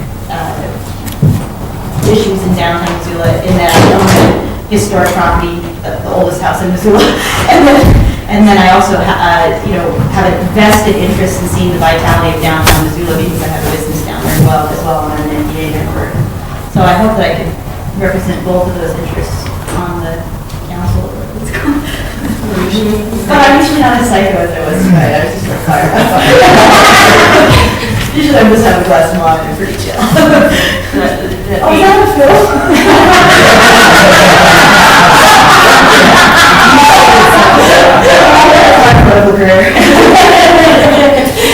Are you interested in serving in the community forum as well, or as an alternate? Perhaps just whatever you think would be an appropriate place for me would be great. And the community forum and the representative and the alternate are elected by this group and the leadership team. And then among the leadership team members, they can designate who should be secretary to submit the minutes to me, treasurer and whatnot. So I know they're probably eager to have someone be willing to do the representative or the alternate, is that right, Lynn and Steve? Go ahead and jump in here. Lynn and I have been trying to do this last year, and both of our schedules are just Well, really part of the issue is complicated. that meetings happen on a Thursday night. Oh. So that's when they are. You know what, there's any, Every fourth Thursday from 7 to 9 p.m. oh, that'd be good for me.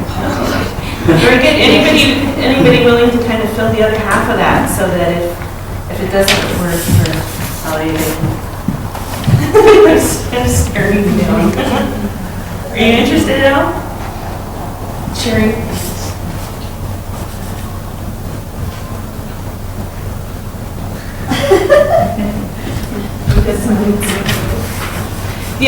The other nice thing that is a benefit, although I don't know from experience of serving on a leadership team, it sure appears to me that these folks have kind of an easy ability then to create relationships with city staff that are involved in projects, elected officials.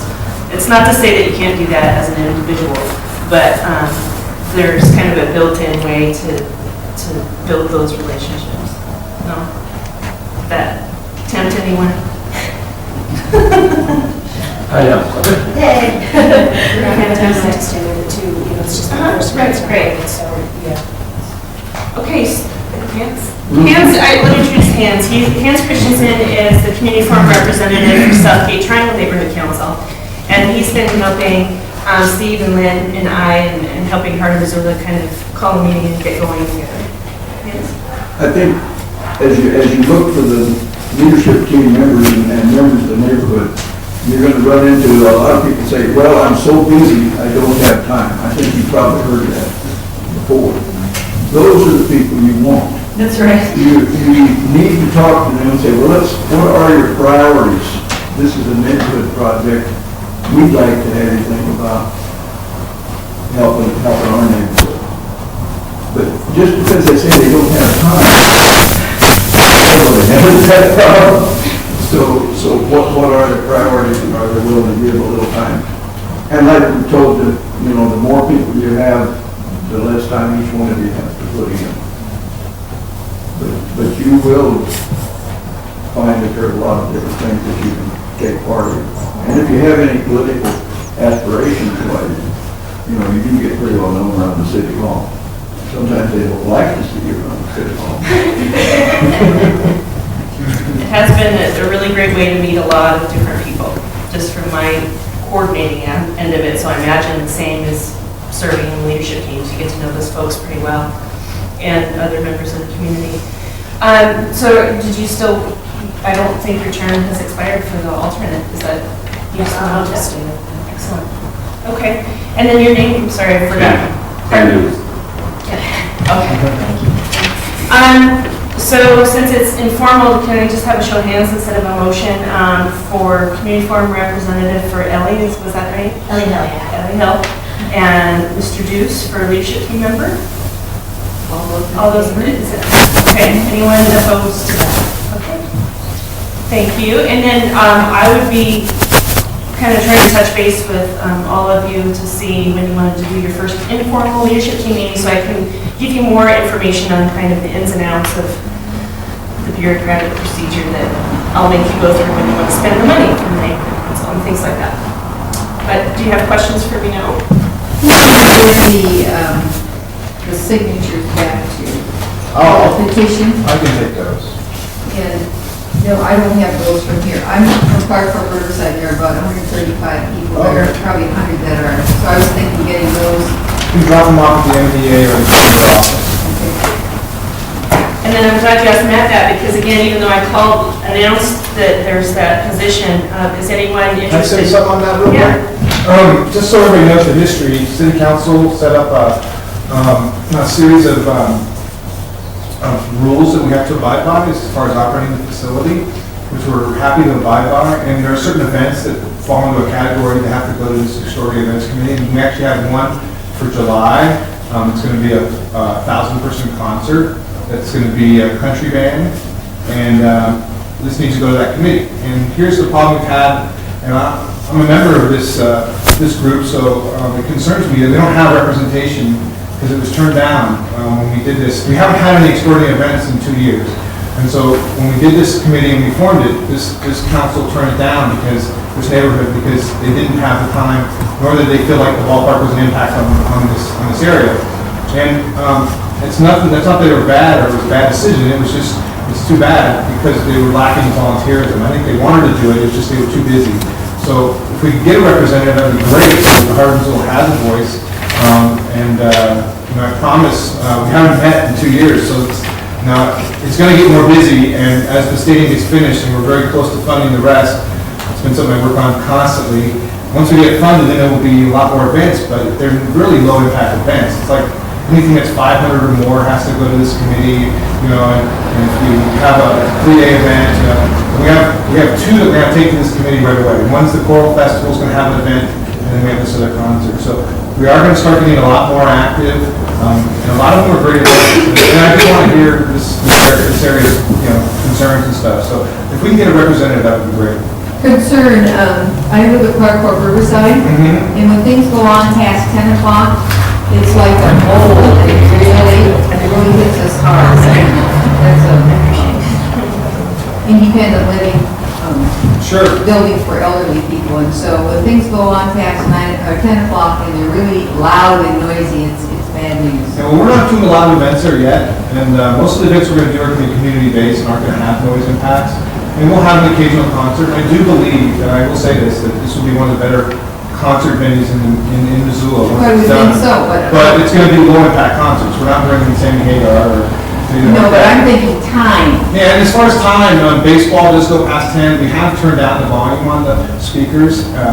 We're not getting a lot of complaints. In fact, we're getting very little from the north side of the river. We're getting more from the south. Yeah, it does. And then we're dealing with all of them. And I encourage anybody who has an issue on a particular night to call me, and I usually deal with it right away.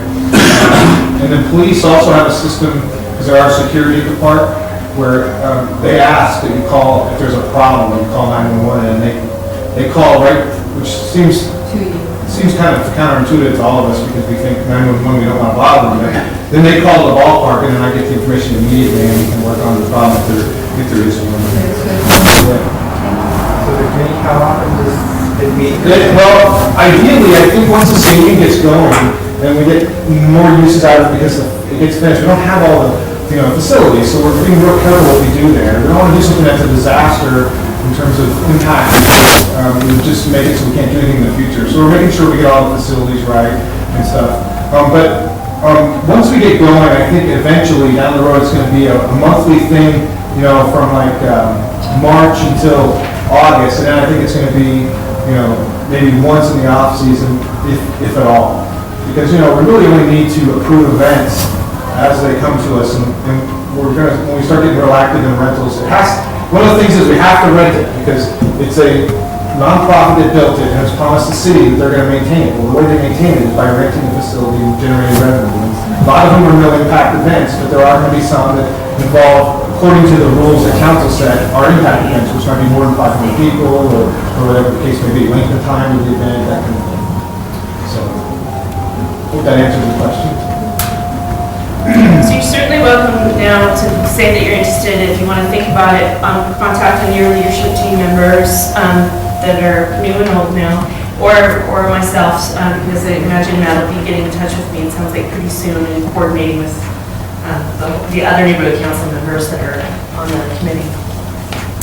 So if there's no other questions, thank you very much for sticking. Oh, Dave, sorry. I just want to again introduce myself. Come on up here. For those of you who don't know me, I'm Dave Strohmeyer. I'm one of the 2 city council representatives for Ward 1, which includes not only the downtown area and out East Broadway, but also all of the Rattlesnake and the heart of Missoula Neighborhood Council area. And I live just a couple blocks over here on, actually just about a block as the crow flies on East Pine Street. So the downtown area is not only a place that I love as an area of commerce that come and do business, but it's also my home. I think Heart of Missoula is a fitting title for this neighborhood council because I think this area is both the cultural and historic and also the social soul of this community, and I think it really says a lot for folks to come out to a meeting like this, who care about this community, who care about this neighborhood, and who want to hang on to those aspects of this neighborhood that make it uniquely Missoula, but also think about how we might move into the future and continue to make this a vital place to live.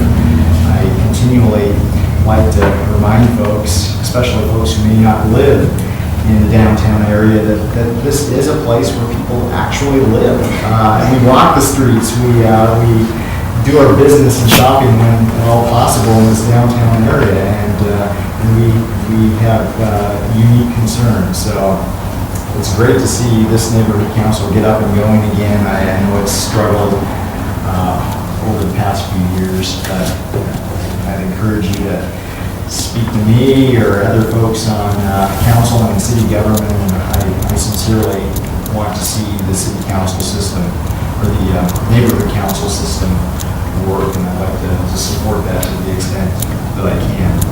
I've left a few business cards in the back. Feel free to shoot me an email or call me up, preferably not after 10:30 at night. Complaining about what's on your chat or anything, but yeah, I'm here to listen to your concerns, so thanks for coming. And then I apologize, having public comment at the beginning, having it split. I about forgot to call for more public comment. Yeah, I'll just make this really quick. I didn't get a chance to speak up for the Arthur 5th 6th. I've been working on this for about 4 to 6 years. I spent a lot of time in this park. I used to live on University Avenue. So here, the big concerns is just the huge width of this intersection, going from 40 feet to about 100 feet. Reserve Street is 72 feet wide. Even with the island, and even with the no left turn, it's a 30-foot island. So it will be about a 35-foot crossing, a 30-foot island, and a 30-foot crossing. And just the way these black arrows are signals, this is a very complex maneuver. When you have a multi-lane road with curves and down the hill, and so many walkers and bikers, my group posits that it's not going to be safe for anyone and that this could lead to real tragedy.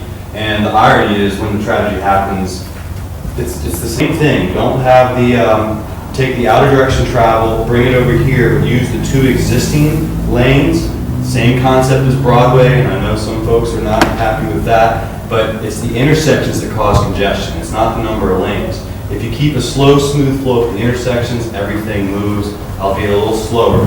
So what we're saying is these 2 southbound lanes, we could have one be north, one could be turned into northbound, one southbound, and that would enable the 2 current northbound lanes going up the bridge to become a greenway or People's Park all the way across the bridge. This ties into how Broadway works though, because ideally if you do a 2-lane coming in there, you'd have a single-lane roundabout. So single-lane roundabouts work well with 3-lane systems, not 4-lane. So you can see how everything ties together in this community. And when you take an isolated piece and say, oh, let's look at what's around it. Looks like we've got to make it bigger here, there, and there. It just doesn't work right. So we want to put this on the table. They have said single-lane roundabouts don't work for the 20-year traffic projections, and there is difficulty in moving the huge Walmart-sized trucks on this intersection. It's fairly tight, so I think we can do something a little different. And maybe 12 doesn't have to move, but at least logging trucks through the neighborhoods right here, that doesn't make it's not appropriate. Is what I'm trying to say. So that was one reason the university wanted that change, so that big trucks could get in there. So they're going to walk and fight this. Well, you can design these roundabouts so with a truck apron, and I've got some pictures over there of a wide apron of brick. The cars stay to the outside. The back wheels of a truck go up on that apron. It means the trucks have to go slow, like 8 miles an hour, which we want in intersections. Because it's a highway, I found out the state has some speed requirements that they are not interested as much in slowing down traffic where the neighborhood might be. But that was one of the university's biggies, that they needed big trucks to get through there, so you better have that ready. Yeah. Well, let's make this hard. Let's make this hard to continue being. Is there such a thing as a 2-lane roundabout? There is in New Zealand and some other places. They work really well. You do lose a little of your bike ped safety and you lose a little of your human scaleness. It becomes more of a throughput for cars. It still works, but depends on what you want to achieve at a specific intersection. From a practical point of view, though, don't you think that your option there is completely out of the question just because you're dealing with federal highway administration? Federal highways, I've talked to them, they're actually very open to anything unique. Craig Ginslinger is the local rep, and he has said to me, he likes the systems approach, but he wants some documentation to put down about how that might play out in Missoula and what we might expect for mode split. Instead of motor vehicle traffic continue to go like this. For the single lane roundabout to work here, we just need a little bit of lowering of that future trend, but he wants to see how that would happen. So that's why I opened the meeting by saying, let's double bus service, get train service, connect the bikeways, let's make it work for everyone. Well, I go to Bend, Oregon a couple times a year, and they have roundabouts there. They're really nice. I don't know if you've ever seen them. They're very aesthetically pleasing. They have fountains and they're really, really nice. Artwork. And you can drive all the way across Bend and never stop. They're awesome. I think Bend is one of the U.S. leaders. They've done about 17. I think we should have a good. But I don't think the average Missoula even knows what those are. Yeah. I have no concept. They think these things at the university Yeah. are roundabouts. Of course they're not. Or they picture a Boston or New Jersey rotary, which is a very high speed. In the right application, to replace a four-way stop, they're awesome. You can stop lights in some instances. Yeah. Like a place like Higgins and South Avenue. That would be perfect. We are getting our first true modern single lane roundabout in Missoula next summer at Higgins Beckwith. That was approved about 2 months ago. So it may be where we have to get one in this community before we can. You gotta get one so everybody can see how they work. And then have another discussion. They'll see how they work. Thanks, everyone.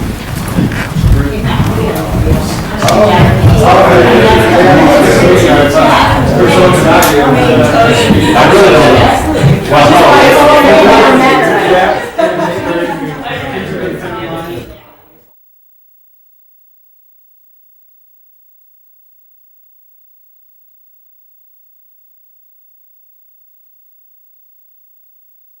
Seems to be strong support among all of those individuals that this is a good idea. The money is the hard part. These transportation dollars are very scarce. We do have strong support within City Public Works and now strong support within City Council. I'd like to read this letter from our neighborhood council because I think it goes over the project in some detail and really highlights the problems. The Franklin to the Fort Neighborhood Council Leadership Team and area residents request the earliest possible funding and completion of a Highway 93 corridor study for Reserve Street from Brooks to Interstate 90 due to perceived impacts on the neighborhood. The scope of the study should include alternative modes and routes, address impacted areas, as an example, possibly from Johnson on the east to Tower on the west, and consider land use issues.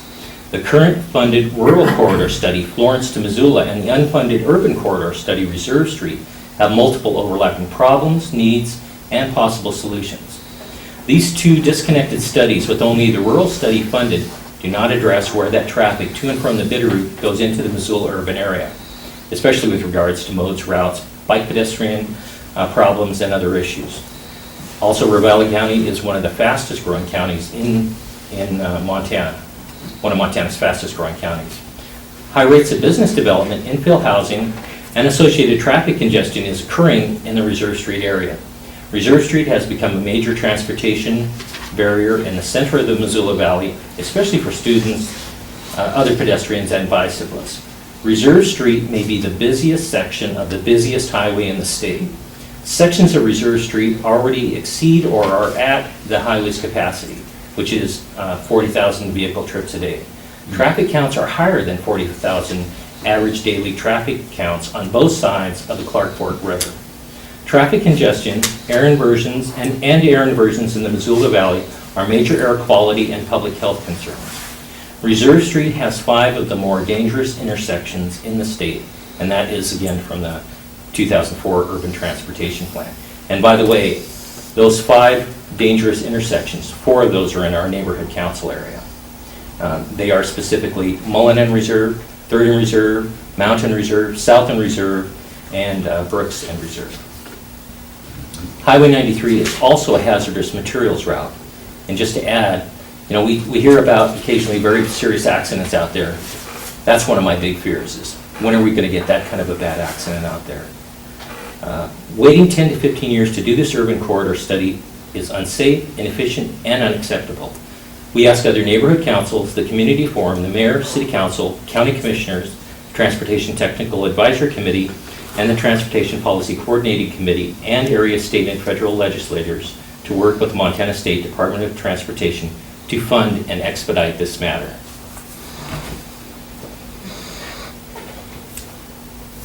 There are several things that are going on right now. There is a move in the Transportation Technical and Policy Group to fund an origin and destination study, which basically looks at current conditions of where traffic comes and goes through associated with Reserve Street. It's very interesting where you can see that maybe 25 to 30,000 vehicles a day are coming into the Missoula Valley from the Bitterroot. But then increasingly, as you go along the corridor, traffic mounts because we're trying to get across, go Northern Reserve, etc. So that's a very important start. But that is just the beginning of the project. There are some other things that are occurring at the same time. It seems like, again, we often bring up certain parts of what can more successfully be discussed in a corridor study. As an example, right now, there's a lot of talk about a west side bypass. I don't know the exact situation. I've tried to talk to Dwayne Cayley, who's the local head of the state DOT. They're looking at trying to put to bed whether we should have a bypass or not. It's really hard to look at that in isolation and not look at other modes and routes. The county commissioners, Commissioner Curtis in particular, has requested that the county look at lights, possibly at Spurgeon and 7th Street. That again, ties into this whole bypass, and it also is very important in terms of pedestrian issues, but also it could be both a benefit and a problem.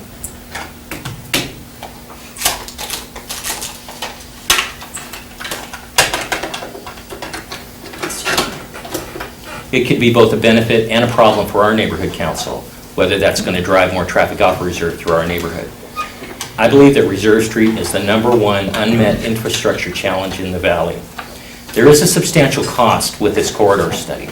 The corridor study from Florence to Missoula in the transportation plan was listed at $500,000. It's coming in about $300,000 or more. This one is expected to be very difficult and costly. It right now has a price tag of $1 million on it. So it's a huge chunk of money. I would prefer to get on with really addressing the issues. But everybody says we don't want another